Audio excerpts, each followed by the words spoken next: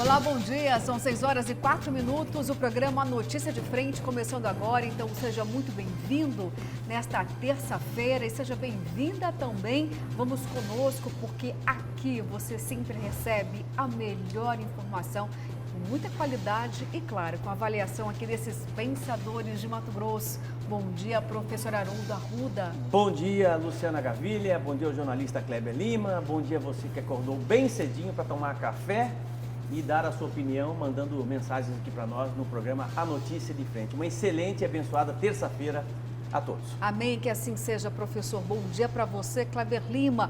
Você percebeu que choveu? Está mais fresco? A umidade do ar aumentou e fica até melhor da gente conseguir, Kleber Lima, respirar. Ficamos até mais bem-humorados? Bom Deus dia. Quiser. Bom dia, Luciana. Bom dia, Haroldo. Bom dia a você que nos honra todos os dias com a sua audiência. Deu uma garoada, né? Serenou, né?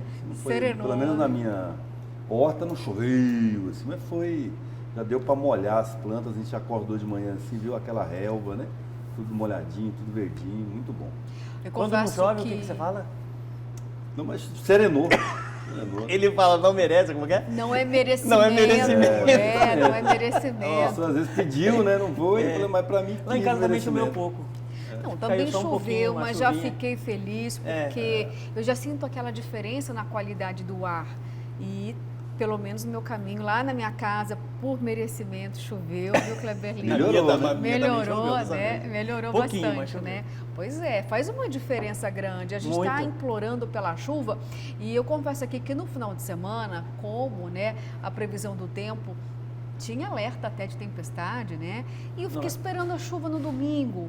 E eu olhava para o céu e ficava escuro. Só que aí as nuvens foram chegando, aquelas nuvens pesadas. Eu falei, oh meu Deus, vai chover. Mas de repente começa a ventar, a nuvem começa a ir embora, eu começo a conversar com a nuvem. Eu falo, não vai embora. Fica aí, né? Fica aqui, a gente precisa de você. E aí não choveu, eu fiquei tão triste no domingo, porque não choveu, Kleber Lima, mas a expectativa professor. de tempestade ainda tem, ela persiste. Só conversa com as nuvens? Não, conversa com a nuvem? Não, ainda não. Eu converso com planta. Você conversa com a nuvem, vai, confessa para mim, me ajuda aqui, me salva, manda a sua mensagem, dizendo o quanto você está esperando aí a chuva. Via desenhos assim nas nuvens, né? Formando coisas, né? É interessante. É a falta da chuva, Kleber Lima. Agora, falar mesmo com a chuva ainda não falei, não. Com a nuvem. Com a nuvem. Depois de uma certa idade você começa a falar com o cachorro, entendeu? Não tem o cachorro. Não, professor, mas eu já nasci falando com bicho. E não, com então, planta. Eu já nasci, eu falo uma vez planta. uma colega motociclista falou assim, professor, você já tem cachorro? Eu falei, tem um monte, entendeu? E o senhor já está conversando com a planta? Eu falei assim, tem uma samambaia, de vez em quando eu troco um diálogo com ela lá em casa. É tão bom, né? As plantas entendem tudo, não te criticam, não te julgam. Kleber Lima, olha, essa experiência é maravilhosa. Com planta viu? eu converso.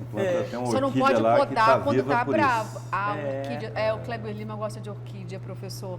E a Sabrina também gosta muito de orquídea. Eu amo plantas. Não, eu cultivo tomatinho, maracujá. Tomatinho eu comeria em vez de conversar.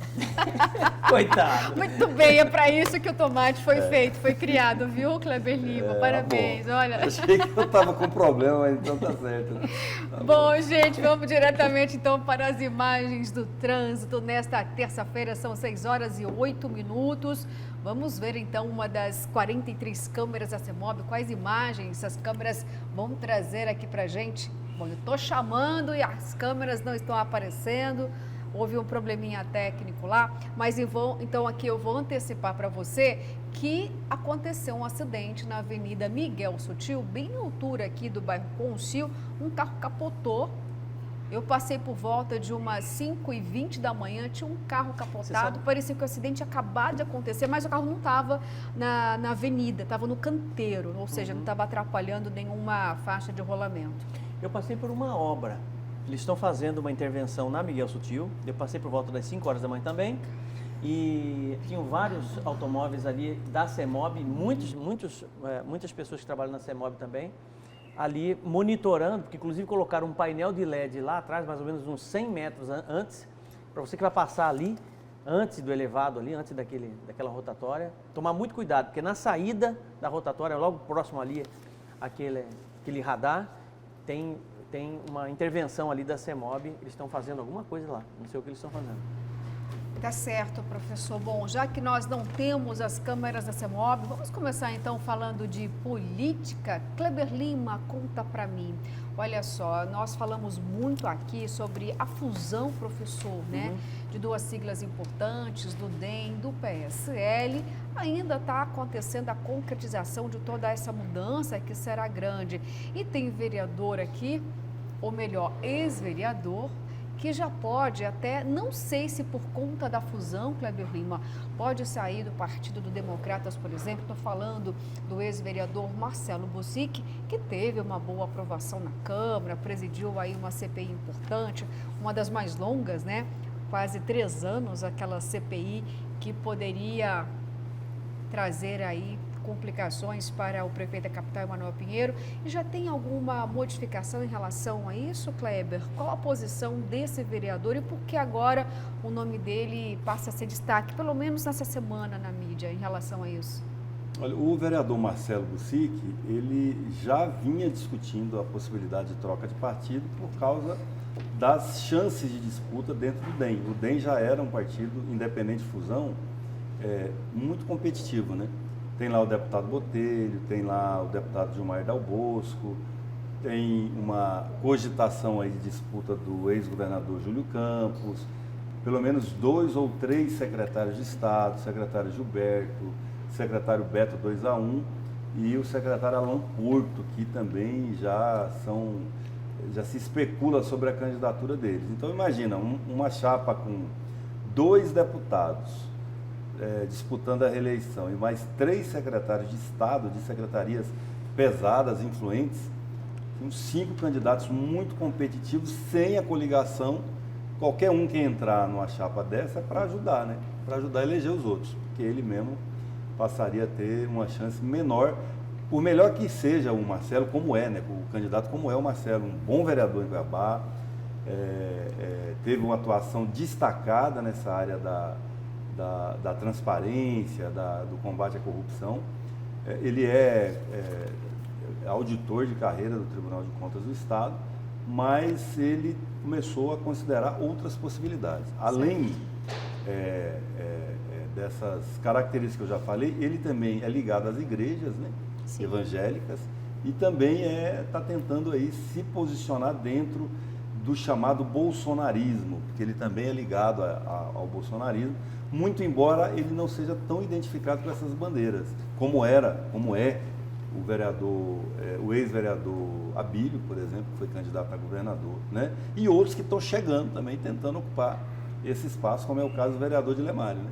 Um ex-sindicalista de esquerda que agora se converteu ao bolsonarismo. Aí vamos ver se cola, né? Você tem... Professor, eu ia perguntar para o senhor. Não, só complementar a fala do Kleber, porque nesse caso, Kleber, posso estar errado, mas é perceptível a diferença de comportamento do Abílio, por exemplo, com o Marcelo, né? O Abílio, ele é muito mais, ele comete excessos. Barulhento, né? Ele é barulhento, né? Já o Marcelo, ele tem uma grande qualidade, que ele é muito ponderado e muito equilibrado. Você vê que por mais que você tenha uma situação difícil de enfrentamento político, ele consegue realmente se manter ali, né, centrado para poder tomar as suas decisões. E o tempo todo foi assim, até a vez que ele estava, de certa forma, próximo do Abílio, próximo de outros um pouco mais exaltados, barulhentos, né? Como, inclusive o Dilemário. O Dilemário é um vereador barulhento, né? Se você observar o comportamento dele, ele é barulhento assim, entusiasta com o que está fazendo, mas acaba muitas vezes cometendo alguns excessos, né? A meu ver, é uma leitura que eu faço com todo respeito ao vereador. E o Abílio, né, já cometeu vários excessos. Né? É o concurso. Né? Eu acho que realmente, né, ele tem muita vontade de fazer, mas aí ele acaba tropeçando na vontade dele. Né? Excesso de energia. Excesso, né? de energia. Precisa ser um pouco mais comedido. Eu acho que isso é o mal dos jovens. É uma coisa interessante. Platão já dizia isso, né? Platão dizia que a política não serve para os jovens por conta da emoção e da paixão. Né? Tem que ter equilíbrio. Nesse assunto da fusão, o que já estava ruim fica pior, né? Porque com a fusão, além do Botelho e do Gilmar Dal Bosco, esse novo partido, como é que é? União Brasil. União Brasil. Um nome, aliás, que é horrível, eu não gosto desse nome, acho muito feio. Primeiro que são 2, é um nome composto já, né? Mas ele traria, além desses 2, o delegado Claudinei, o Gilberto Catani e Eliseu Nascimento e, pasme, quem que viria para o partido do governador? Ulisses. Não vai. Né? Então, Pois Mas é. não vai. e sairia de 2 para 6 deputados. E assim, a maioria, inclusive, hostil ao governo, que hoje faz oposição. O Eliseu deu uma acalmada, né? Mas também é barulhento. Quando tem que falar, sai de perto, que ele não tem muita trava na língua, né? Tá certo. Depois eu quero falar ainda sobre isso com vocês, porque agora eu preciso chamar ao vivo o nosso repórter Daniel Santos, porque ele está lá na Câmara de Vereadores, está na área externa e pode chover a qualquer momento, viu? Então eu vou chamar o Daniel Santos para que ele consiga participar aqui conosco, porque tocamos num assunto muito importante ontem, que é em relação às emendas parlamentares lá da Casa de Leis. O Executivo pode liberar aí mais de 17 milhões de reais, mas olhe, parece que não são todos os vereadores que estão felizes, não, com essas emendas impositivas. Então, vamos com o repórter Daniel Santos, que vai trazer informações para a gente, porque pode existir um descontentamento, Daniel. Temos já imagens de você aí na Câmara de Vereadores. Bom dia para você, para a sua equipe. Daniel, por que tem descontentamento diante das emendas? Bom dia.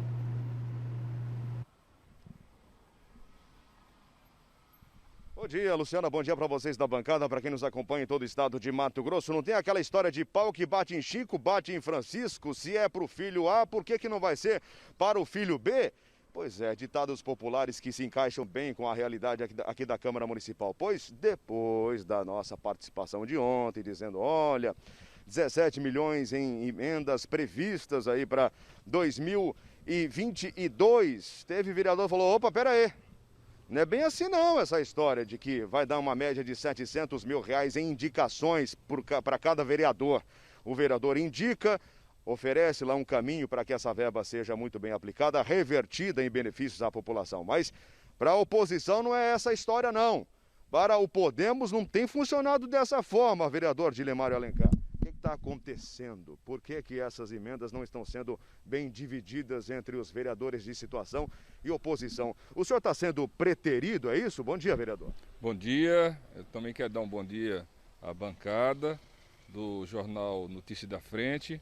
Dizer que, apesar do nome impositivo, as emendas pertinentes aos vereadores fazerem na LOA, na Lei Orçamentária Anual, de impositivo não tem nada, porque o prefeito, desde que assumiu, ele vem fazendo, na verdade, politicagem com essas emendas.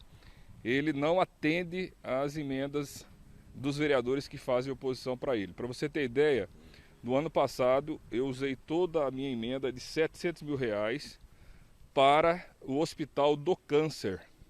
Um hospital importantíssimo. Nós já estamos em outubro. E até hoje ele não executou. Tá aqui, ó, emenda impositiva modificativa ao projeto de lei e tal, tá aqui. Exercício financeiro de 2021, né? Emenda impositiva modificativa. Tá aqui, ó, Luciana, Kleber, Haroldo, a nossa audiência aí, ó. Tá aqui, ó. Implementar ações do Hospital do Câncer, melhoria no atendimento ao paciente oncológico que necessita de tratamento do Hospital do Câncer de Cuiabá. Tá aqui, ó, 700 mil reais. Isso aqui você protocolou no dia 16 de dezembro de 2020, às 15 horas. Exatamente. Isso aqui foi protocolado na... Exatamente. Nós protocolamos aqui na Câmara, foi votado na LOA 2020 para ser executada em 2021. Certo. Muito bem.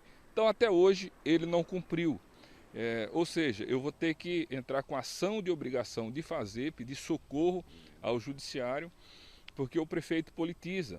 Ele tem que lembrar que as pessoas que estão lá no Hospital do Câncer estão fazendo tratamento de uma doença séria e não pode haver politização.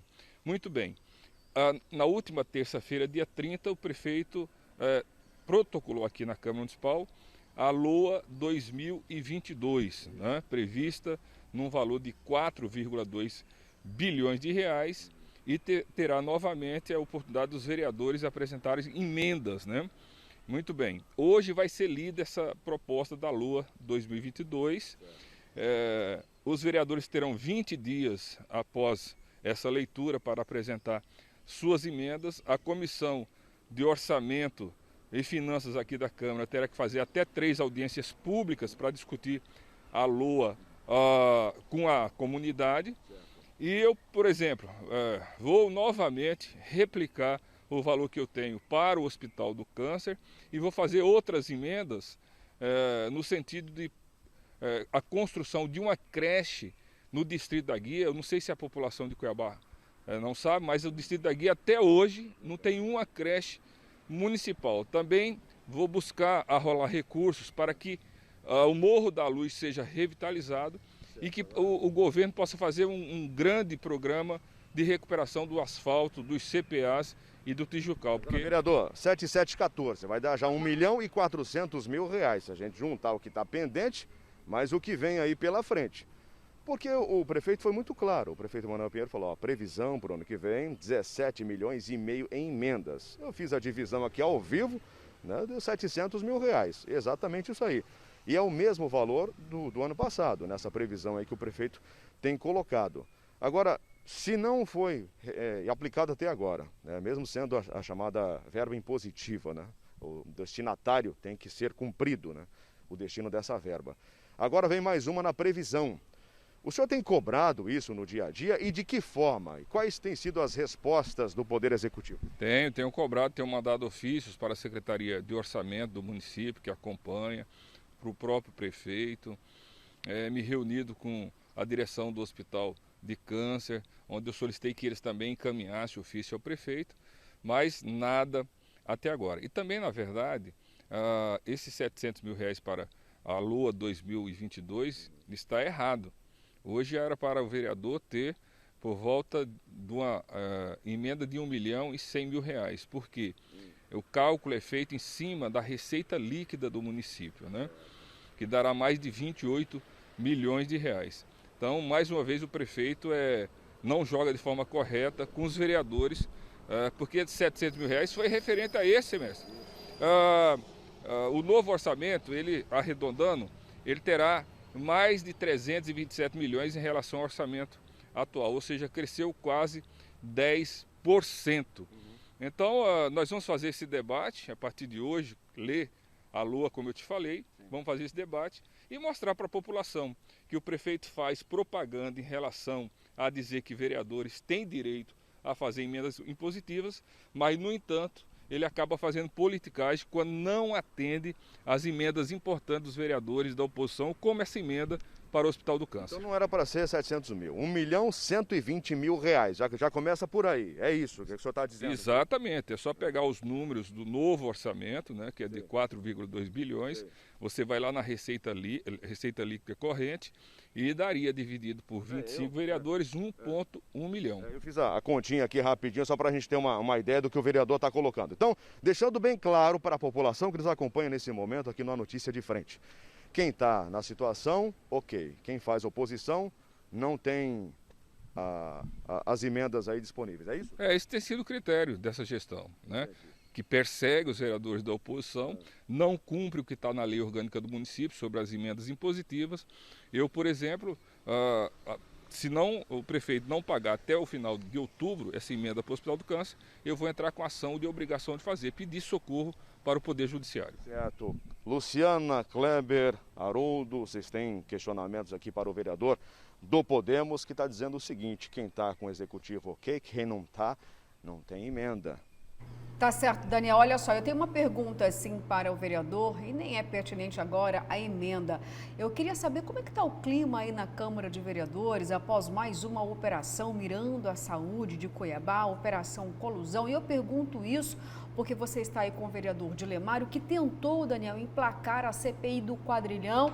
Como está? Ele desistiu de tentar emplacar essa comissão parlamentar de inquérito, que também era para investigar os recursos aí do governo federal, da aplicação aqui no município. Explica para a gente, eu queria que o vereador pudesse falar essas duas situações, o clima aí com a operação e também a CPI do quadrilhão. Não vai acontecer ou pode ter chances?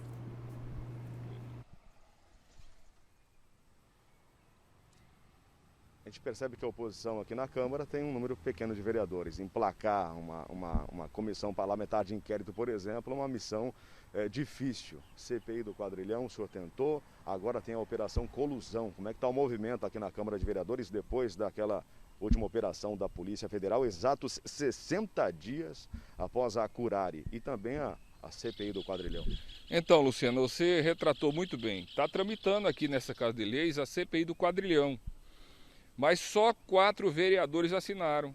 O vereador Dilemar, a vereadora Michele, o vereador Diego e o vereador Pacola. Só nós 4. Nenhum dos outros vereadores ligado ao prefeito se sensibilizou dessa roubalheira que está tendo na Secretaria de Saúde. Já é a 7ª operação que a Polícia Federal faz nessa secretaria. Está mais do que provado de que recursos da Covid e outras áreas foram desviados. Nas unidades de saúde você não encontra medicamentos básicos. Tem gente que está esperando na fila da central de regulação mais de 5, 6 meses para uma cirurgia ortopédica. Está um horror. Isso é causa da corrupção lá na secretaria. Mas aqui a maioria dos vereadores ficam fazendo cara de paisagem e não assinam a CPI do Quadrilhão. É por isso que nós fizemos aquele movimento de levar todas essas denúncias para os vereadores da CPI da Covid-19 lá no Senado Federal, para ver se pelo menos no relatório final aparecem essas denúncias dos senadores lá em Brasília. E em que pé ficou aquela situação? Porque primeiro vocês fizeram uma ponte, né, com um senador lá de Rondônia, né? Rondônia, foi isso? Exatamente. Um senador, vocês foram até lá, entregaram o dossiê. Isso. Toda a documentação. O que tinha naquele dossiê? Todo o trabalho da CPI aqui na Câmara? Foi um dossiê com mais de 450 páginas. Tudo relativo a fortes denúncias de corrupção na Secretaria de Saúde. Inclusive, aos senadores da oposição lá também, porque lá é dividido também, são 7 contra o presidente e 4 que milita a favor do presidente. Nós entregamos a eles e eu fiz uma solicitação a eles. Caso não seja arrolada as denúncias do prefeito aqui, Emanuel Pinheiro, e outros prefeitos e governadores, que essa oposição lá no Senado apresente um relatório paralelo na CPI do Senado Federal, tá certo? Porque as verdades sobre os municípios e os estados de desvio de recursos públicos têm que estar consignado no final dessa CPI. Senador Marcos Rogério, né? Lembrei agora, o senador que fez a ponte aqui com os vereadores em Cuiabá através de uma entrevista de rádio, né? A importância do veículo. Fez essa ponte ao vivo, os vereadores se comprometendo a levar esse relatório, esse dossiê até Brasília, e assim fizeram mesmo a entrega para a equipe do senador Marcos Rogério. Questionamentos para o vereador, Luciana. Ok, Daniel, basta. Obrigada pelas informações e voltamos ainda com você ao vivo nessa edição. Obrigada também ao vereador Dilemário Alencar. Agora, vamos discutir, né, sobre isso aqui. Kleber Lima, quero perguntar para você, pode isso politizar as emendas? O prefeito tem legalidade quando diz, olha, a emenda vai apenas para os vereadores que pertencem à minha base, quem faz oposição a mim não tem direito à emenda parlamentar. É legal, é moral, o meu isso senso acontece? de jornalismo me diz aqui no meu ouvido que a gente precisa ouvir ou a mesa da Câmara ou o líder do prefeito na Câmara para ver se esse argumento primeiro procede, né? São 25 vereadores, só temos um falando que a emenda dele não foi paga e os outros 24, né? Ainda que fosse toda a oposição, essa regra está sendo aplicada em toda a oposição, são 4, são 5. Para a CPI do Quadrilhão tem 4, para a CPI da saúde, que foram 9, né? Então, assim, eu acho que a gente precisa ouvir primeiro a mesa, eu acho que o adequado aí é ouvir a mesa da Câmara para saber se isso é uma regra, né? O que já foi pago, para quem, e o prazo para pagar ainda, a rigor, ainda está no prazo. O orçamento é executado até 31/12. Nós sabemos que, infelizmente, ou felizmente, mas o fato é esse, muita coisa do orçamento é liberada no finalzinho do ano, porque os governos, assim, o orçamento é uma peça de planejamento, né? Você estima, é diferente de mim, de você, do Haroldo, ou de qualquer pessoa que esteja nos assistindo que vive de salário. Você sabe que você vai receber aquele salário todos os meses do ano, mais um terço de férias, no mês de férias, mais o 13º no final do ano. Você sabe, vai entrar esse valor. No orçamento público, você tem uma estimativa. Está previsto ingressar X valor de receita mês a mês, até fechar o orçamento programado para o ano. Então, os governos, os executivos, sabendo disso, que isso é uma estimativa, eles vão liberando os valores a conta-gotas, porque o grande problema, por exemplo, do governo Pedro Taques, essa é uma discussão muito importante, foi que, a pretexto de fazer um orçamento realista, foi o argumento que foi usado, vamos fazer um orçamento realista, não é mais fictício, então nós vamos elevar as despesas ao mesmo patamar da expectativa de receita. Então você está com a expectativa de arrecadar 1 bilhão, você já fixa a receita em 1 bilhão, inclusive nos duodécimos para os poderes, que foi o que aconteceu. O problema é que quando você programa uma receita para 1 bilhão dividido por 12 meses, você vai ter ali 800, 750 mil todo mês, e a pessoa começa a gastar aquilo. Se houver uma frustração na receita, aí você vai ter o que no final? Um déficit do tamanho do mundo, porque você gastou conforme a expectativa de receita, só que aquela receita não se realizou, né? Então, assim, muitas vezes eles vão segurando a aplicação. Eu não estou dizendo que é isso que aconteceu, ou que está acontecendo no município de Cuiabá. Estou dizendo que existe prazo e uma parte do orçamento ela é executada mais para o final do ano por essa razão. Certo. Que os governos ficam esperando a realização da receita, para ver se entrou aquilo mesmo. De saída, o que eu diria é isso. Em relação ao valor da receita para o ano que vem, o Dilemário deu uma boa explicada, mas faltou um detalhe ainda. A emenda, primeiro que ele está certo numa coisa, a emenda é impositiva, ela não pode ser... Ela não é um ato discricionário do secretário de Fazenda ou do prefeito. Ele não pode escolher o vereador que ele vai atender. Ele tem que executar 100% das emendas. O nome dela é impositivo por essa razão. Ela é obrigada a fazer. Mas ela é definida da seguinte maneira: é 1% da receita corrente líquida do ano anterior, né? Então, assim, 1 milhão e 100 mil estimados para o ano que vem, é feito o cálculo em cima do que se prevê arrecadar esse ano, da receita corrente líquida desse ano. Por isso que está gerando esse cálculo, né? A gente vai ter que esperar fechar o exercício financeiro de 2021 para a gente saber exatamente qual será o valor da emenda impositiva de 2022. A expectativa do orçamento é de 4 bilhões, né, para Cuiabá. Mas a receita corrente líquida vai dar um valor um pouco menor, né? Então, eles estão fazendo esse cálculo aí, aproximadamente 28 bilhões, né? Esse é do Estado, milhões. Né? Aí 1% disso, que seria 2 bilhões e 800, a receita corrente líquida. Aí 1% disso daria os 28 milhões, dividido por 25, 1 milhão e uns quebradinhos. Professor? Mas o exercício, por exemplo, 2021 termina quando? Este ano termina 31 quando? de dezembro. 31 de dezembro. Mas essa primeira emenda dele é de dezembro do ano passado. Sim, mas essa é de 700 mil. Eu estou falando em relação ao valor do ano que vem. Mas essa de 700 mil não deveria ter sido paga já? Não, ela pode ser paga até 31 de dezembro, porque ela é para o ano de 2021. A gente precisa analisar exatamente, ouvir o outro lado dessa moeda, né? Nós temos um apontamento feito por um vereador, como bem disse o Kleber Lima. Mas se isso se configurar, e eu acho que o vereador nenhum, até porque não consigo entender, né, qual o motivo apenas de se fazer um revanchismo aí por conta de ser oposição, né, de apontar uma denúncia grave como essa. Por que é grave? Porque é um recurso importantíssimo.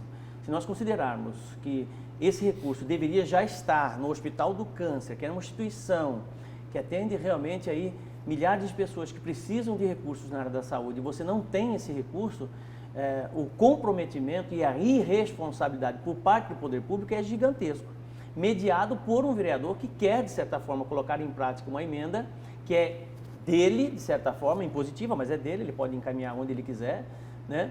E não está fazendo por conta aí de uma vaidade política, né? De um tratamento que não está acontecendo, não se tem isonomia no processo, o que é fundamental para que realmente as coisas possam acontecer de forma plena e a sociedade possa usufruir disso. Quem perde com isso é a sociedade. Ressalto a minha fala dizendo de que realmente a gente precisa ouvir o outro lado, fica aí como sugestão de pauta exatamente para tentar entender como é que esse processo acontece. E o mais importante, Kleber, entender por que é que outros vereadores, pelo menos na fala do Dilemário, isso é claro, Os vereadores da situação recebem as suas emendas, os valores já provisionado, né, no orçamento do município, e só os vereadores de oposição que não recebem. Isso é grave. Isso é muito grave. Se confirmar, né? Se confirmar, né? Isso é muito grave. Não, além de grave, é ilegal, não pode. É ilegal, onde eu ia chegar, exatamente. É ilegal, né? Então ele precisa provar isso, né? Não, com certeza. Vamos acompanhar essa situação, até porque agora com a lei orçamentária na casa, é claro que se os outros vereadores também, que são da oposição, estiverem na mesma situação aí do vereador Dilemário, com certeza eles não vão perder, professor, a oportunidade de estar se manifestando. Essa discussão vem à tona e a gente vai continuar acompanhando então.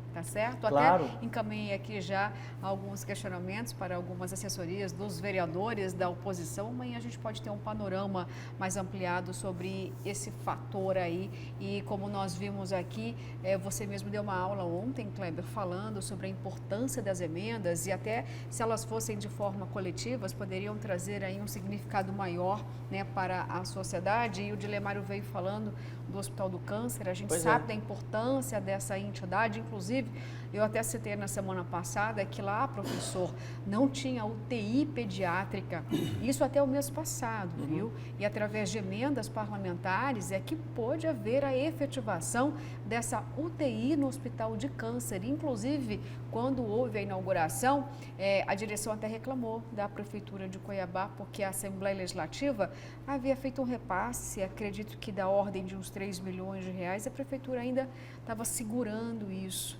para o Hospital de Câncer. Quando eu ressalto a gravidade, exatamente nesse ponto. As emendas fazem a diferença para essas instituições. Faz muita diferença, né? Imagina o Hospital do Câncer, que precisa realmente de recursos para poder tratar uma série de pessoas aí. Então, aí que está a gravidade, é muito maior do que aquilo que aparece para nós, né? Tá Não certo. É só um repasse. Bom, são 6 horas e 36 minutos, o tempo está avançando e eu vou chamar um rápido intervalo e daqui a pouquinho voltamos.